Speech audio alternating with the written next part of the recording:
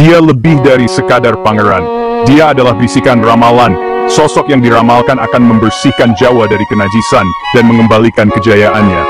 Pangeran Diponegoro tidak dilahirkan untuk menduduki takhta Yogyakarta dalam arti konvensional, namun takdir memiliki peran yang jauh lebih besar dan lebih tragis baginya.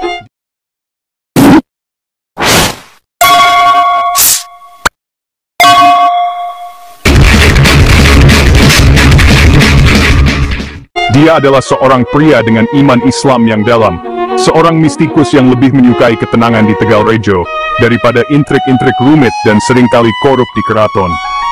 Tapi, tahukah Anda, dunia di luar taman-tamannya yang tenang sedang mengerang di bawah beban ambisi asing.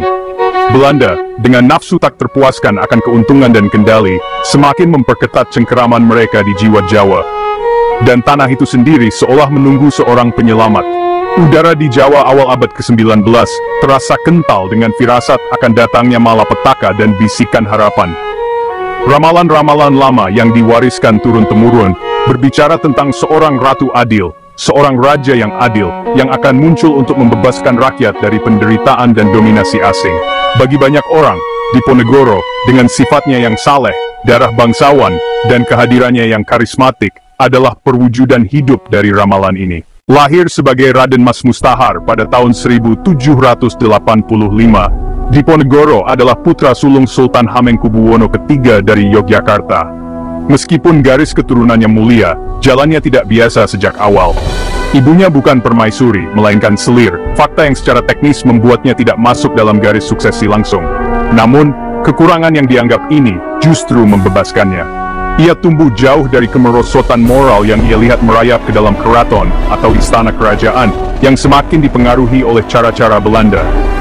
Ia menghabiskan masa-masa pembentukannya di kediaman neneknya di Tegalrejo, di mana ia mendalami teologi Islam, sastra Jawa, dan meditasi mendalam. Kebenciannya terhadap Belanda tidak muncul dalam semalam. Itu adalah bara api yang perlahan-lahan menumpuk dari ketidakadilan. Pemicu terakhir, insiden yang mengubah kebencian yang membara menjadi pemberontakan terbuka, pada dasarnya adalah masalah infrastruktur yang sederhana. Pada Mei 1825, pemerintah Belanda, tanpa musyawarah, memutuskan untuk membangun jalan baru yang akan memotong langsung tanah sakral Tegalrejo. Lebih parahnya lagi, rute yang direncanakan akan mengganggu makam leluhur dan pemakaman keluarga yang sakral. Bagi Diponegoro, ini adalah tindakan tidak hormat yang paling parah. Ketika pekerja yang ditunjuk Belanda mulai menancapkan patok untuk menandai jalur jalan melintasi tanahnya, pengikut Diponegoro mengambil tindakan sendiri. Mereka dengan tenang mencabut patok-patok itu dan menggantinya dengan tombak bambu yang diasah. Anthony Smysaert memutuskan untuk menjadikan Diponegoro sebagai contoh. Dia mengirim kontingin pasukan Belanda dan lokal ke Tegalrejo pada 20 Juli 1825 dengan perintah untuk menangkap pangeran. Saat para prajurit mengepung perkebunannya, Diponegoro, keluarganya, dan sekelompok kecil pengikut setia melakukan pelarian dramatis melalui belakang, menyelinap ke pedesaan di sebelah barat, menuju gua-gua sakral Selarong. Pasukan Belanda, yang mendapati mangsanya telah lenyap, melampiaskan frustrasi mereka dengan membakar seluruh perkebunan Tegalrejo hingga rata dengan tanah. Mereka menghancurkan rumah pangeran, perpustakaannya, dan masjidnya. Dari markas barunya di perbukitan Selarong, Diponegoro menyatakan perang sabil, perang suci melawan Belanda dan para pengkhianat lokal mereka. Dia bukan lagi hanya seorang pangeran Yogyakarta. Dia memproklamasikan dirinya Sultan Abdul Hamid Heru Cokro, Amirul Mukminin Sayyidin Panatagama Khalifatur Rasulullah, pemimpin umat beriman dan pengatur agama di Jawa. Petani, bangsawan yang kecewa, ulama, bahkan bandit terkenal berbondong-bondong bergabung dengannya, bersatu oleh musuh yang sama, dan terinspirasi oleh pemimpin mereka yang karismatik dan direstui secara ilahi. Diponegoro terbukti menjadi ahli strategi militer yang brilian, dengan sempurna menyesuaikan taktiknya dengan medan Jawa dan sifat pasukannya. Dia menghindari pertempuran langsung, di mana kekuatan tembak dan disiplin tentara Belanda yang unggul akan menang. Musim hujan menjadi sekutu terbesarnya, mengubah jalan menjadi kubangan lumpur yang tidak bisa dilewati, menyebarkan penyakit di antara pasukan Eropa, dan memberikan perlindungan untuk serangan mendadak mereka. Belanda sama sekali tidak siap untuk jenis peperangan ini. Mereka terbiasa melawan tentara Eropa konvensional, atau menumpas pemberontakan kecil yang terlokalisasi. Sekarang, mereka menghadapi seluruh penduduk yang telah berbalik melawan mereka. Karena kerugian besar dan potensi keruntuhan kekuasaan mereka di Jawa, Belanda menunjuk komandan baru pada tahun 1827, Jenderal Hendrik Marcus de Kock. Kesadaran ini mengarah pada pengembangan strategi kontra pemberontakan yang baru, dan jujur saja, sangat efektif yang dikenal sebagai benteng Stelsel atau sistem benteng. Belanda mulai membangun jaringan luas benteng-benteng kecil yang dijaga ketat dan pos-pos jaga di seluruh wilayah yang diperebutkan. Benteng-benteng ini ditempatkan pada interval strategis, dihubungkan oleh jalan-jalan yang terus-menerus dipatroli. Setiap benteng baru bertindak seperti paku, menancapkan sebidang wilayah dan menciptakan apa yang disebut zona damai. Jaringan ini secara bertahap meluas, secara sistematis merebut kembali tanah, membatasi pergerakan pasukan gerilya di Ponegoro.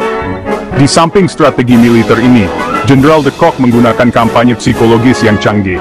Dia menawarkan amnesti dan hadiah finansial kepada setiap komandan dan pengikut di Ponegoro yang mau membelot. Satu persatu, para pemimpin kunci mulai menyerah, melemahkan koalisi di Ponegoro, dan memberikan Belanda intelijen berharga tentang pergerakan dan rencananya. Pada tahun 1830, keadaan berbalik drastis melawan Diponegoro. Pasukannya menipis, wilayahnya menyempit, dan banyak panglima utamanya tewas atau membelot ke pihak Belanda. Dalam keadaan kelelahan dan keputusasaan inilah, Belanda melihat kesempatan terakhir mereka, bukan untuk pertempuran terakhir, tetapi untuk tindakan penipuan terakhir yang menghancurkan. Jenderal de Kock memulai kontak dengan Diponegoro, mengusulkan negosiasi damai. Ia mengirim utusan termasuk Kolonel Jean Baptiste Clarence untuk membujuk pangeran agar datang ke meja perundingan. Pesan Belanda dirancang dengan hati-hati untuk menarik kehormatan Diponegoro dan keinginannya untuk mengakhiri pertumpahan darah. Mereka menjanjikan keamanan. Mereka meyakinkannya bahwa ia akan diperlakukan setara, sesama pemimpin yang membahas masa depan Jawa. Ia setuju untuk bertemu, dengan syarat pembicaraan harus dilakukan selama bulan suci Ramadan.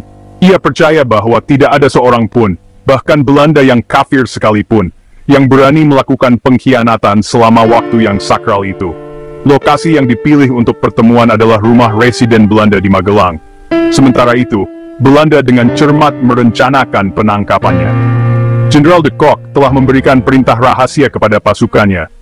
Pada tanggal 28 Maret 1830, di akhir Ramadan, Pangeran Diponegoro tiba di rumah residen di Magelang untuk pertemuan terakhir dengan Jenderal de Kock. Beliau datang dengan niat baik, mengenakan sorban putih dan jubah kebesarannya, siap membahas syarat-syarat perdamaian abadi. Beliau mengharapkan negosiasi antara dua kekuatan. Negosiasi itu adalah sandiwara sejak awal.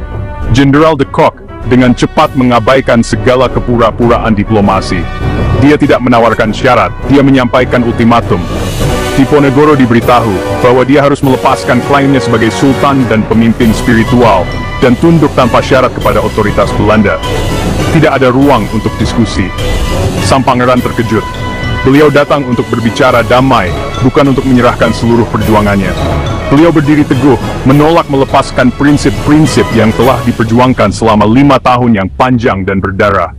Beliau menyatakan, nama Sultan adalah sesuatu yang saya terima dari Tuhan, dan tidak mungkin bagi saya untuk melepaskannya.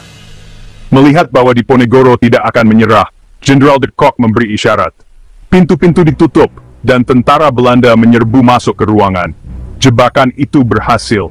Janji jaminan keamanan hancur.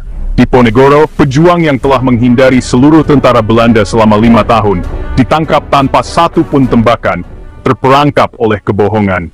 Perang Jawa adalah konflik yang menghancurkan. Perang ini menghabiskan kas Belanda lebih dari 20 juta gulden, hampir membuat pemerintah kolonial bangkrut. Di pihak Jawa, korban manusianya sangat besar, dengan perkiraan 200.000 jiwa melayang. Kekalahan ini menyebabkan Belanda mencaplok wilayah besar dari Kesultanan Yogyakarta dan Surakarta, memperkuat kendali langsung mereka atas Jawa Tengah. Aristokrasi Jawa sepenuhnya ditaklukkan, kekuasaan mereka hancur selamanya. Dengan hilangnya sumber perlawanan terkuat, Belanda bebas menerapkan kultur stelsel, atau sistem tanam paksa, kebijakan pertanian paksa yang brutal yang mengubah sebagian besar Jawa menjadi perkebunan besar demi keuntungan Belanda. Namun, pengorbanan Diponegoro tidak sia-sia. Meskipun dia dikalahkan dan diasingkan, semangat perlawanannya menjadi mitos dasar bagi bangsa Indonesia di masa depan. Dia adalah pemimpin pertama yang melancarkan perang skala besar dan populer melawan Belanda di bawah panji identitas Jawa dan Islam yang bersatu, melampaui persaingan istana lokal. Perjuangannya selama 5 tahun membuktikan bahwa Belanda tidak terkalahkan. Dia menciptakan narasi kuat tentang perjuangan yang benar melawan penindasan asing, sebuah kisah yang akan diceritakan dan diceritakan ulang selama beberapa generasi, menginspirasi kaum nasionalis dan pejuang kemerdekaan di masa depan. Nama Diponegoro menjadi identik dengan patriotisme dan prinsip yang tak tergoyahkan. Selama Revolusi Nasional Indonesia, dari tahun 1945 hingga 1949, para pejuang kemerdekaan melihat taktik gerilya dan semangatnya yang tak kenal menyerah sebagai model untuk perjuangan mereka sendiri. Diponegoro sang manusia mungkin telah ditangkap oleh pengkhianatan, tetapi Diponegoro sang gagasan, semangat perlawanan dibebaskan. Diponegoro tidak pernah benar-benar mati, dia hidup selamanya di hati rakyatnya.